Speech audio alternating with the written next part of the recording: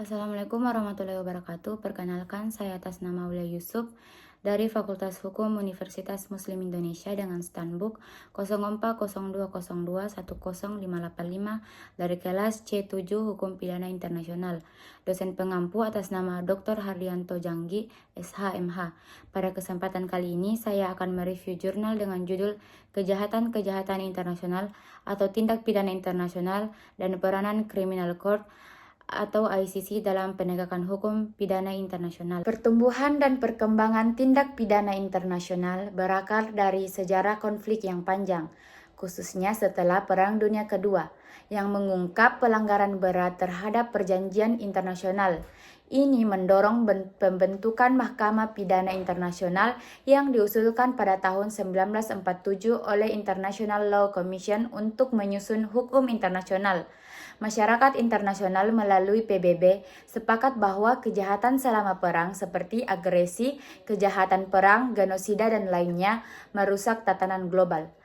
Antonio Cases mendefinisikan hukum pidana internasional sebagai aturan yang melarang kejahatan internasional dan mengharuskan negara untuk menuntut pelakunya. Penulis tertarik mengeksplorasi jenis-jenis kejahatan internasional dan peran International Criminal Court atau ICC dalam penegakan hukum ini.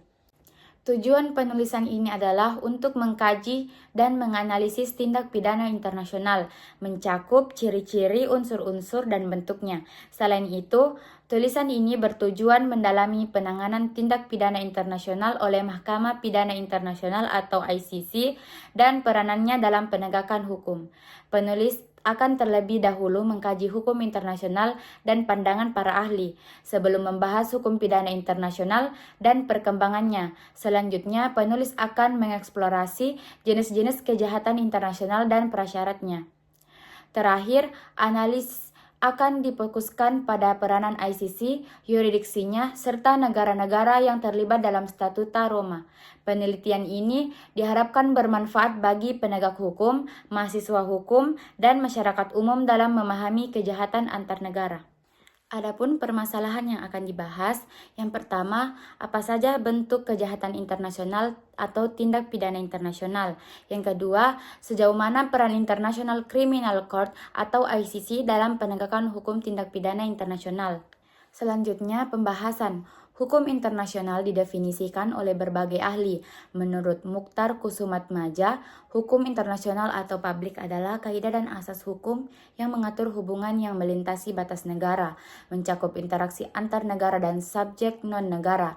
Jawahir Tantowi dan Pranoto Iskandar menyebutnya sebagai aturan yang ditetapkan oleh negara berdaulat, menegaskan bahwa hukum internasional berbeda dari hukum nasional.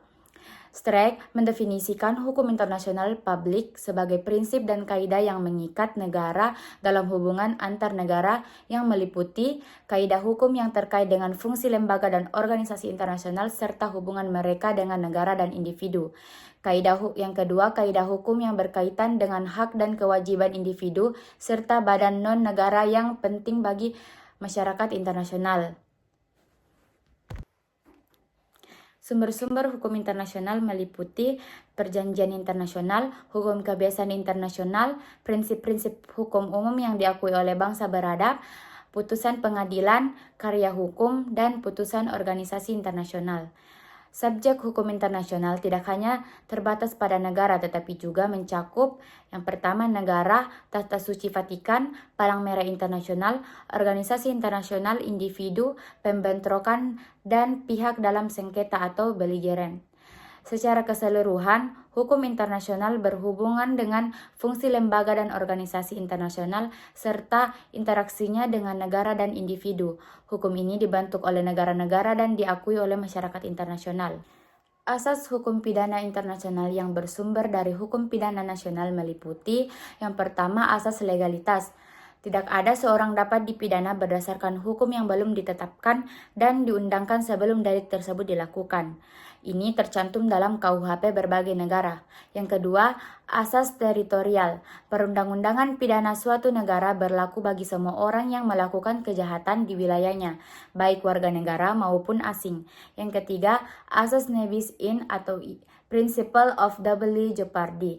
Seseorang tidak dapat dituntut di pengadilan atas perkara yang sama, bertujuan untuk menjamin kepastian hukum dan melindungi hak asasi manusia.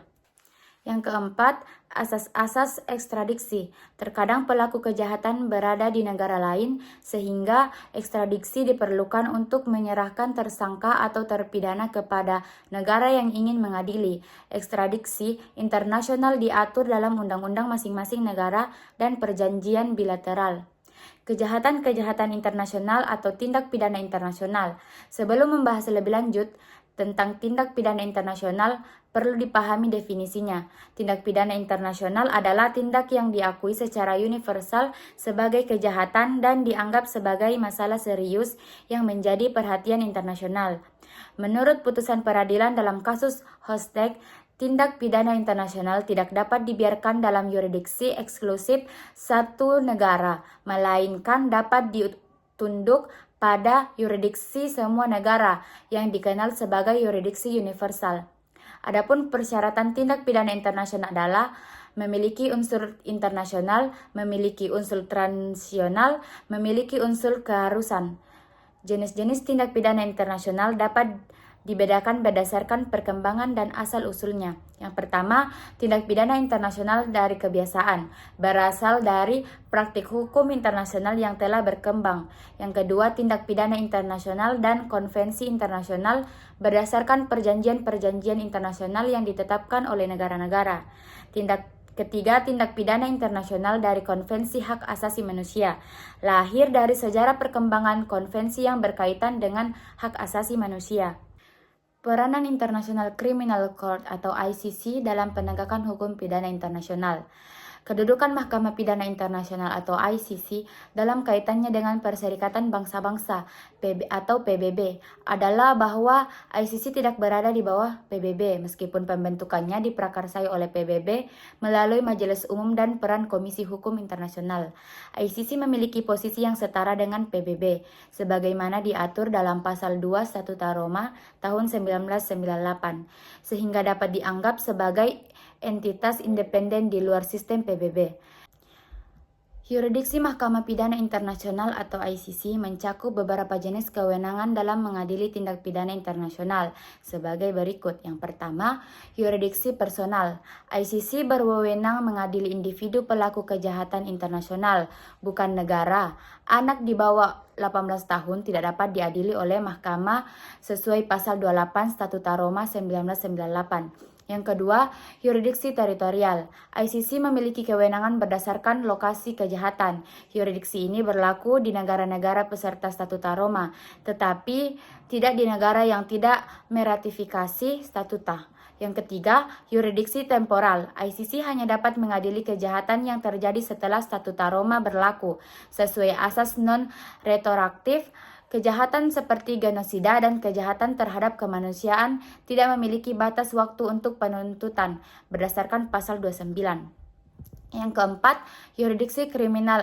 ICC mengadili jenis kejahatan tertentu, yaitu genosida, kejahatan terhadap kemanusiaan, kejahatan perang, dan kejahatan agresi dengan definisi dan unsur-unsur yang diatur dalam pasal 5 dan pasal 9 Statuta Roma. Dengan demikian, yurisdiksi ICC meliputi aspek personal, teritorial, temporal, dan kriminal sesuai dengan ketentuan yang berlaku dalam Statuta Roma. Kemudian penutup. Pada penutup ini, penulis menyimpulkan dua permasalahan utama. Yang pertama, bentuk kejahatan internasional dan peranan Mahkamah Pidana Internasional atau ICC dalam menangani tindak pidana tersebut. Tindak pidana internasional adalah tindak yang diakui secara universal sebagai pelanggaran serius yang menjadi perhatian masyarakat internasional. tunduk pada yurisdiksi universal. Ciri-ciri tindak pidana internasional meliputi pengakuan eksplisit sebagai tindak pidana, kewajiban untuk melarang dan menuntut, serta hak untuk memidana dan mengekstradisi. Selain itu, terdapat kewajiban untuk bekerja sama dalam penuntutan dan pemidanaan, serta mendukung pengadilan internasional. Dengan demikian, ICC berperan penting dalam penegakan hukum pidana internasional.